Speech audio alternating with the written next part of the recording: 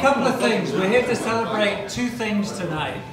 One is it's the real Burns night tonight, 25th of January in Scotland. This is when they do it.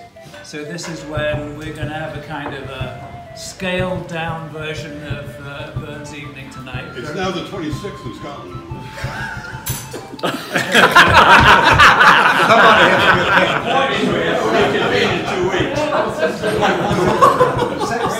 Send me a memo. Send me a memo. Yeah, 1 hour road. So, you know, and I know how much you all enjoy haggis. So I talked to Victor and I said, Victor, there's going to be about 25 or 30 guys there. Can you prepare a haggis that's big enough for everybody? And he said, yes. And it's here. It's a blooming onion, man. It's a blooming onion. It's a huge haggis. What are you going to cut it? Yeah. We're going to take the left one. There we go. Whoa, whoa, whoa. Oh man. I thought it was a water. Trenching your gushing entrails break like on a ditch. And then, oh, what a glorious sight. Oh man. Warm. Reeking. And rich. So, enjoy this delicacy. I suggest there may be enough for everybody. In case you don't want that.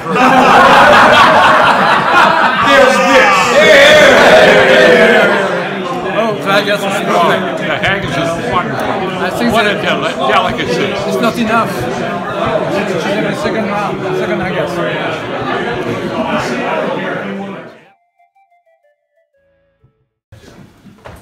Cursed be the man, the poorest wretch in life, the crouching vessel to a tyrant wife, who has no will but by her permission, who has not sixpence but in her possession, who must to her his dear friend's secret lie, who dreads a curtain lecture worse than hell. Were such the wife had fallen to my part, I'd break her spirit or I'd break her heart.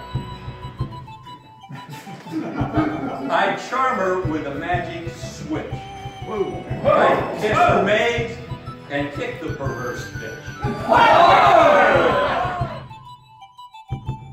Tonight we honor Robbie Burns and his birthday, as well as our own birthday as a club organization. So, to Robbie Burns, though he can't be with us physically, may he be with us in spirit. To Robbie, we give you Maybe not that Joan!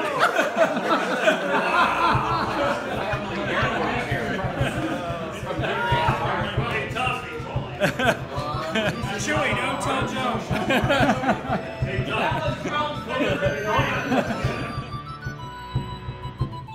I tried to try and make it a little bit more fun tonight than it usually is, although it's usually Yeah, we need help. Okay, I've got some bottles over here, and we're going to have a little game.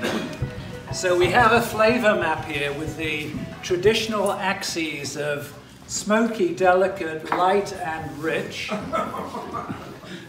And to give you some clues, we've got some brands on here of where they get placed. And here we've got an unmarked bottle that says flavor map. What I'd like you to do, please, is using one of the official pens, is to write your initial where on this map you think that goes. And at the end, we'll have a prize for the winner. And the prize is a bottle of scotch. All right. Now you're talking. So this is a really big deal. We'll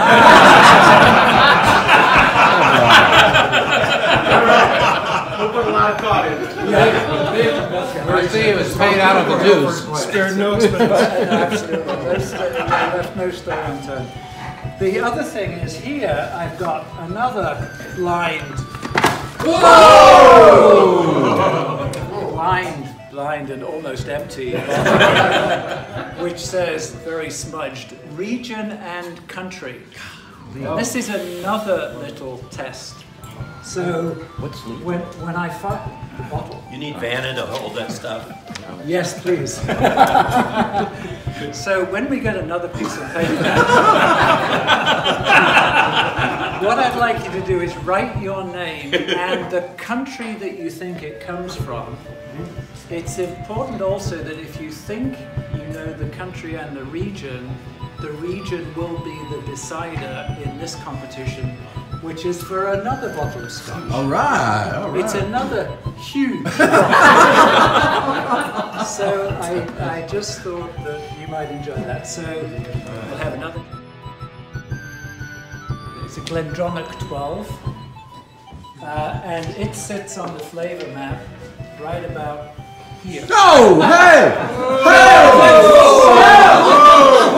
Slow there a little bit. Whoa! So Are you sure? it is.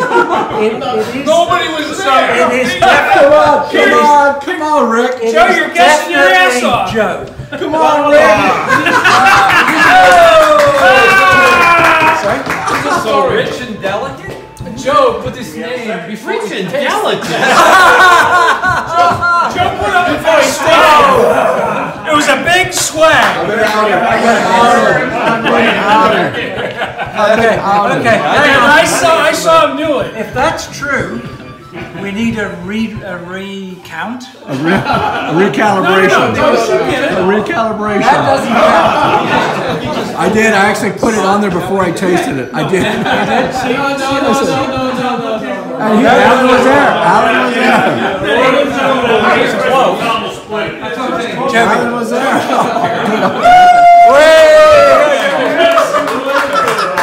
Best guesser in the planet. Okay, now. How did Lou not get it? That's what I wonder, man.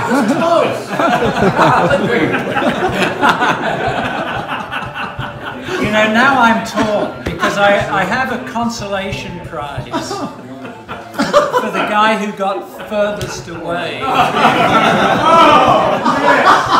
And I think you all know that Gary Christensen, Tom Peter, Lou Lapomi, and I, we worked together to get the club running. and we're Charlton members.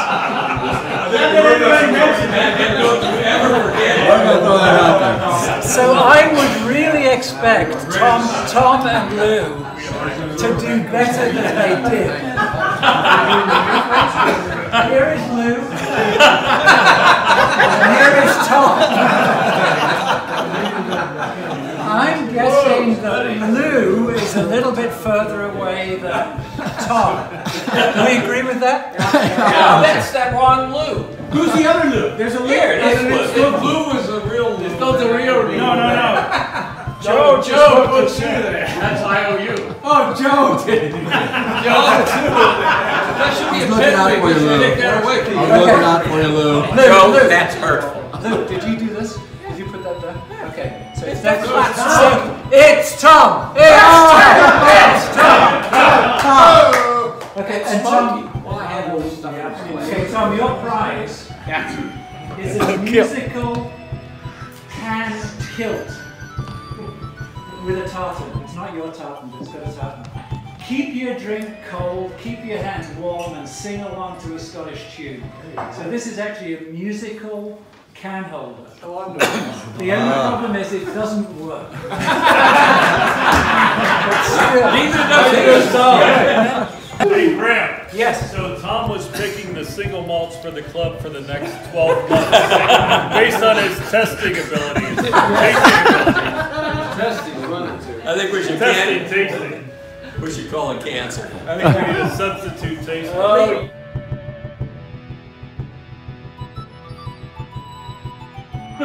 Go back to the bathroom. Okay, I think we should give the prize to the most original entry, which was the Isle of Man.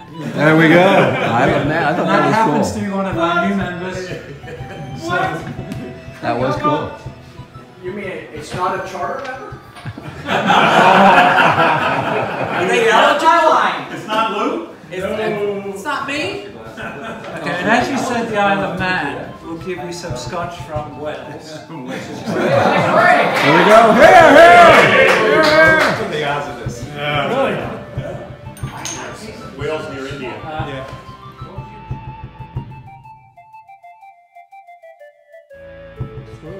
Robbie Burns was the first person ever to feature on a commemorative bottle of Pepsi Cola. True. Actually, it was Coca-Cola. And he was. But the answer to your question was false. That's right, music. It's claimed that Jackson's smash hit Thriller, true or false, was inspired by Burns's Tam O'Shanter poem. True or false? True. True! You get it, really? Okay. So Robbie Burns can moonwalk, man. Okay, and the final one. American music legend Bob Dylan revealed that the 1794 song "Red Red Rose" was his greatest source of creative inspiration. True or false? Red Red Rose obviously is true. True. There you go. There we go. So there's a lasting impact of this great poet who died so long ago. He's still impacting people like, well, used to impact Michael Jackson. And I don't know what happened to Bob Dylan. That's a full impact. All right, thank you. Hold on, Joe. Do you have something to say? What do you want to know, dude? Is there a quorum? I don't know if I can discuss this or not. That should have been at the beginning. Happy birthday to you. Happy birthday to you. Don't burn my cow. Happy birthday, Single Malt Club. Happy birthday to you. So the original 20 charter members were still strongly represented. That proves we're all addicted to single malt music.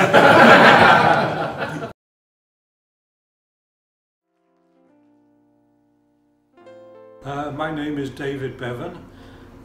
Just to give you a little history, I've been drinking single malt for approximately 30-35 years. Where I live at Glassy Mountain, we started, come this May, 11 years ago. There were 4 of us fellows drinking at the Mountain Mixer and found that we shared the same interest as having a wee dram now and again. So we talked about it, and it was agreed, well, let's meet. And I'll tell my friends, the others will tell their friends. And the first meeting, I think there was about a dozen people then. Approximately 7 years ago, I invited Graham to our annual Christmas party. And that is when we usually try and have one of the whiskey distributors come with their expressions. Joe Ziegler, who I'm sure most of you know, was present, and he brought the new range of Belvini single malts. This is when I think Graham got the idea, well, this should be something that we can do also at the Valley. And I think that's when the seeds were sown and Graham went forth. And the rest is history. This past Monday, a few days before Robbie Burns' birthday, we held our Robbie Burns night, complete with the haggis that Graham had donated to us. And one gentleman from our club, John Byes, couldn't get him to put a kilt on, but he had a Scottish plaid trews, which I guess is a good substitute. He did a very eloquent performance, albeit in English, not in Scottish or Gaelic. And the evening went great. The haggis which Chef Victor at the Valley prepared for us was excellent. His knife see rustic labor white and cut you up in ready sight, trenching your gushing entrails bright like any ditch, And then, oh, what a glorious sight, warm, steaming, glorious sight. Warm, steaming, and rich. Till the seas gang dry, my love, and the rocks melt with the sun.